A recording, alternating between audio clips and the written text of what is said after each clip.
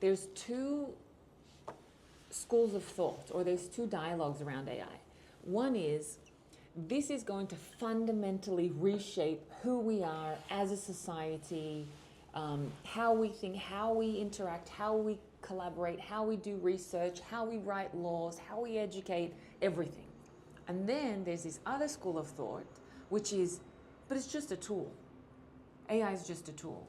And I know that, when it comes to big changes in the world and humanity, the answer has always been both can be true, or being able to entertain perhaps two ends of the spectrum at the same time. I understand that, but walk me through how to find our way through. And I always talk about a compass. I always talk about developing your own AI compass.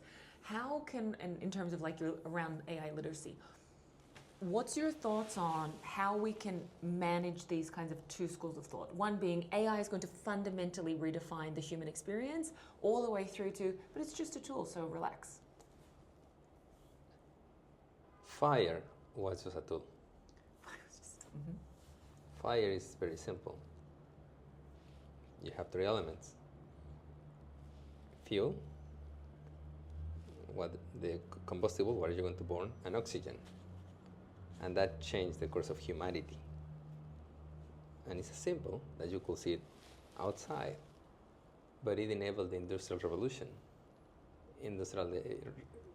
Redefined the energy industry and redefine the way we live and work together.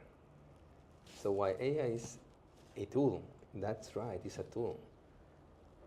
But the impact and implications of that tool are as big as fire, electricity, soap, which soap is so simple, but prevented the death of two-thirds of millions of people.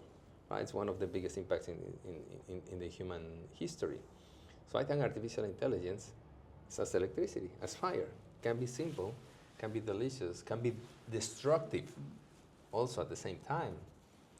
So in the right hands, when you use AI, like a garbage in, garbage out, but if you're like an experienced people, can amplify you.